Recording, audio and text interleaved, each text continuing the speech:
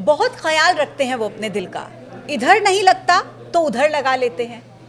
मोहब्बत में तो हम अपने दिल का बहुत ख्याल रखते हैं, लेकिन एक्चुअल में दिल की सेहत का हम कितना ख्याल रखते हैं, इस बारे में आज हम इस पॉडकास्ट में बात करेंगे। नमस्कार, न्यूज़ 18 देख रहे हैं आप। मैं हूं आपके साथ पूजा सचदेवा और मेरे साथ हैं डॉक्टर मधुर जैन, सीनियर कंसल्टेंट हैं, कार्डियोलॉजिस्ट, पारस हॉस्पिटल गुरुग्राम से। सर, बहुत बहुत स्वागत है न्यूज़ 18 के इस पॉडकास्ट में आपका। Thank you very much for having me here. दिल बहुत नाजुक सा है सर, बहुत जल्दी टूट जाता है। आपसे मैं सबसे पहले तो यही समझना चाहूँगी कि क्या वाकई दिल टूटता है? जी, मोहब्बत में दिल टूटता ही है, हम सब जानते हैं, लेकिन हाँ, मेडिकली भी दिल टूटता है। मेडिकल टर्म्स में एक टर्म है ब्रोकन हार्ट सिंड्रोम। जब हार्ट को कोई स्ट्रेस आता है, चाहे वो फिजिकल हो, चाहे वो मेंटल हो, चाहे इमोशनल हो, या कोई सर्जरी का स्ट्रेस हो, या कोई इमोशनल स्ट्रेस हो, या बॉडी में इन्फेक्शन फैल गया हो, या कोई ऑपरेशन हुआ हो, तो ऐसे में हार्ट स्ट्रेस में आ जाता है। That is called stress cardiomyopathy और ब्रोकन हार्ट सिंड्रोम। तो ऐसे में हार्ट अपनी नॉर्मल पोजीशन को छोड़ करके एक जैपनीज अर्न, जिसको कहते हैं टाकोसुबो, उसका रूप ले लेता है, उसकी शेप में आ जाता है। तो दैट इज कॉल्ड टाकोसुबो सिंड्रोम और ब्रोकन हार्ट सिंड्रोम। तो हाँ, मेडिकली भी हार्ट टूटता है। मेडिकली भी हार्ट टूटता है, तो इस बात का ख्याल रखना है। सिर्फ मोहब्बत इश्क के इतर दिल किस तरीके से काम करता है, इसका आपको खूब ख्याल रखना है। लेकिन मुझे बताइए कि बहुत सारी जगहों पर हम इस चीज़ को लेकर कंफ्यूज हो जाते हैं कि कार्डियक अरेस्ट क्या होता है और हार्ट अटैक क्या होता है, क्योंकि केसेस जब सामने आते हैं कई बार हम सुनते हैं किसी को कार्डियक अरेस्ट आ गया, किसी को हार्ट अटैक आ गया, मौत हो गई। दोनों ही केसेस में डिफरेंस क्या है? देखिए, बहुत ज़्यादा डिफरेंस है कार्डियक अरेस्ट और हार्ट अटैक में। जनरली पब्लिक को नहीं पता होता और लोग सोचते हैं कि दोनों चीज़ें एक ही हैं। देखिए, जब आप अपना घर बनाते हैं तो उसमें दो सिस्टम होते हैं। एक तो ड्रेनेज सिस्टम होता है और एक इलेक्ट्रिकल सिस्टम होता है।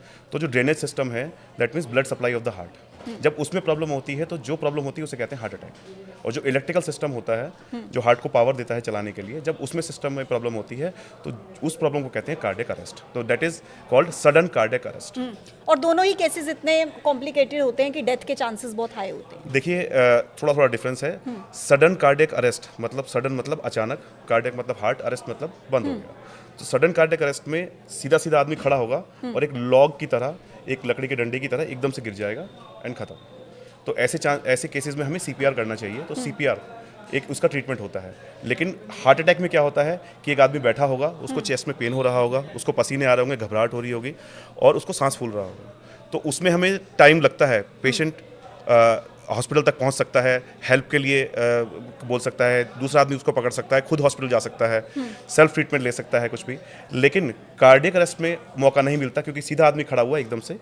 अच्छा, कई बार डॉक्टर मथुर, हम ऐसे केसेस देखते हैं कि एक बार हार्ट अटैक आया लेकिन इंसान ने हील कर लिया, फिर दूसरी बार हार्ट अटैक आया, फिर हील कर लिया।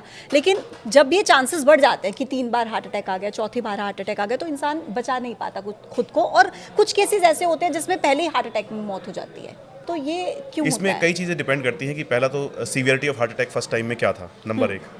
नंबर 2, कितनी जल्दी हार्ट अटैक आने के बाद मेडिकल हेल्प दी गई, कितनी जल्दी जो ब्लॉकेज आई जिसकी वजह से हार्ट अटैक था, कितनी जल्दी वो खुली, कितना कम लॉन्ग टर्म डैमेज हुआ। अगर पहली बार में ही ज़्यादा डैमेज हो गया, दूसरी बार में और होगा, तीसरी बार में और होगा, तो अल्टीमेटली हार्ट का फंक्शन, जो कि जिसको कहते हैं इजेक्शन फ्रैक्शन, जो कि 60% होता है, जिसको कि हम इको से नापते हैं, तो वो धीरे धीरे धीरे करके कम होता जाता है। और अगर वो कम होता जाता है तो फिर हार्ट फेलियर में पेशेंट चला जाता है और बार बार हॉस्पिटलाइजेशन और दिक्कतें आती हैं। अच्छा, यूथ में बहुत ज़्यादा केसेस बढ़ रहे हैं। बहुत ये मतलब चिंता वाली बात है कि यूथ बहुत ज़्यादा हार्ट अटैक की वजह से मौत का शिकार हो रहा है। अगर एक नॉर्मल पर्सन है जिसको कभी इस तरीके की कोई प्रॉब्लम नहीं हुई, या एक हेल्दी लाइफस्टाइल वो मान रहा है कि मैं जी रहा हूँ, तो उसको अगर ये चेक करना है कि मेरे हार्ट में कितनी ब्लॉकेज है, मेरे हार्ट की हेल्थ कैसी है, तो किस तरीके से वो देख सकता है? देखिए, सिंपल आजकल प्रिवेंटिव हेल्थ चेकअप बहुत जगह, हर हॉस्पिटल में, हर लैब में, हर जगह होते हैं। तो एक सिंपल अपनी एज के हिसाब से प्रिवेंटिव हेल्थ चेकअप डॉक्टर से पूछने के बाद, एक कार्डियोलॉजिस्ट नहीं तो एक फिजिशियन से पूछने के बाद एक चेकअप करा सकते हैं। और आजकल अगर फैमिली हिस्ट्री है, किसी के मदर, फादर, अंकल, आंट या ब्रदर सिस्टर्स में किसी को हिस्ट्री है, या उसको ऐसे कोई रिस्क फैक्टर्स हैं जिसकी वजह से उनको हार्ट अटैक आने के चांसेस हैं, तो डॉक्टर में एडवाइस फर्दर टेस्ट लाइक एको या सीटी स्कैन भी, आजकल सीटी कोरोनरी एंजियोग्राफी और सीटी कैल्शियम स्कोर भी है, जिसकी वजह से हम पता लगा सकते हैं कि हार्ट में ब्लॉकेज है या नहीं। तो अगर मान लीजिए मैंने एक टेस्ट कराया और मुझे उसमें पता लग गया कि मेरे हार्ट में ब्लॉकेज है, इतने % ब्लॉकेज है, उसको मैं हील करा सकती हूँ? वो ठीक हो सकता है? कोई उसके लिए कुछ होता है ऐसा इलाज जिससे वो ठीक हो जाए? देखिए, अगर तो ब्लॉकेज 70% या उससे ऊपर आती है तो उसका स्टेंट या बाईपास सर्जरी ट्रीटमेंट होता है। Okay. अगर 70% से कम है तो हम दवाइयों से उसको कंट्रोल में रख सकते हैं। यानी कि वो जो हार्ट अटैक के चांसेस हैं या कार्डियक अरेस्ट के चांसेस हैं वो फिर लोअर हो वो जाएंगे। कम हो जाएंगे दवाइयाँ अगर लेते रहेंगे। उसमें 2 दवाइयाँ चलती हैं, एक तो कोलेस्ट्रॉल कम करने की दवाई चलती है और एक दूसरा खून पतला करने की दवाई चलती है। तो अगर वो हम लेंगे तो कार्डियक अरेस्ट और हार्ट अटैक के चांसेस कम हो जाते हैं। अच्छा, आपको क्या लगता है कि मतलब इस मामले को लेकर, ये जो हार्ट अटैक के केसेस हैं, इन केसेस को लेकर कितना ज़्यादा सीरियस होने की ज़रूरत है? क्योंकि हम देखते हैं कि नॉर्मली लोग इसको लेकर सीरियस, अभी भी केसेस बेशक सामने आ रहे हैं, लेकिन जब तक किसी के घर में ऐसा कोई इंसिडेंट ना हो जाए तब तक वो इस चीज़ को लेकर बिल्कुल सीरियस नहीं होता। कितना सीरियस होने की ज़रूरत है? देखिए, कार्डियक अरेस्ट एक ऐसी चीज़ है जिसमें 95% पेशेंट्स बच नहीं पाते, रादर हॉस्पिटल भी नहीं पहुंच पाते। लेस देन 5% लोग, अगर 100 लोगों को कार्डियक अरेस्ट होगा तो 5 से भी कम लोग ऐसे हैं जो बच पाएंगे। तो इस पर ध्यान देने की बहुत ज़्यादा ज़रूरत है। अगर किसी की फैमिली में हिस्ट्री है, जिसको किसी को सडन डेथ कभी फैमिली में हुई है, तो उसको डेफिनेटली जांच के लिए जाना चाहिए डॉक्टर के पास। और एक सिंपल सा टेस्ट सब जानते हैं, ईसीजी है। अगर आप एक कार्डियोलॉजिस्ट के पास जाएंगे, ईसीजी वो डॉक्टर आपका कराएगा और ईसीजी देख करके आपको कुछ रिस्क फैक्टर, कुछ चैनलोपैथीज, कुछ ऐसे होते हैं रिस्क फैक्टर्स जो उसमें देख करके कुछ साइंस होते हैं जिससे पता लगा सकता है कि आपको उस चीज़ के चांसेस हैं या नहीं है।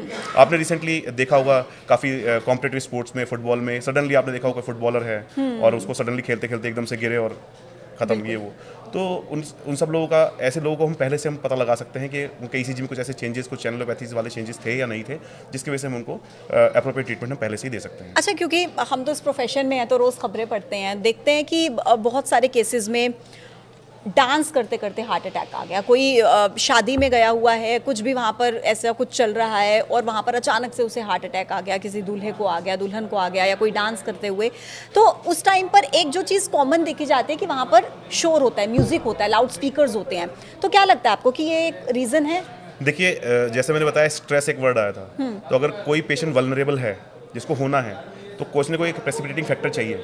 तो ये जो लाउड म्यूजिक है या कोई भी स्ट्रेस है या एक्साइटमेंट है, तो वो एक प्रेसिपिटेटिंग फैक्टर का काम करता है जो उसको एकदम से ट्रिगर कर देता है। और देन वो पहले से वल्नरेबल था पेशेंट, तो उसको वो सब हो जाता है। तो दैट साउंड और excitement acts as a trigger okay, to bring out that vulnerability okay.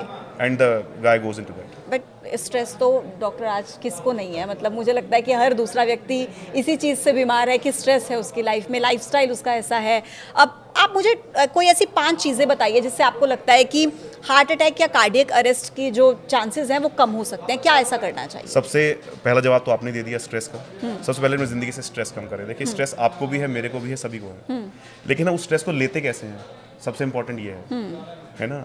हर गम को धुएं में उड़ाता चला गया, कुछ लोग ऐसे लेते हैं और कुछ लोग उसी में डूबे रहते हैं, है ना। तो आप स्ट्रेस को कैसे लेते हैं? तो स्ट्रेस को लेने के तरीके हैं। जिंदगी में सबसे पहली चीज़ है अनप्लग योरसेल्फ। एक दिन में एक 20-25 मिनट या आधा घंटा एक अपने लिए रखिए, जिसमें कि आप चीज़ों से अनप्लग हो। कोई ईमेल ना देखें, कोई मोबाइल ना देखें, जो अपनी पसंद का काम है।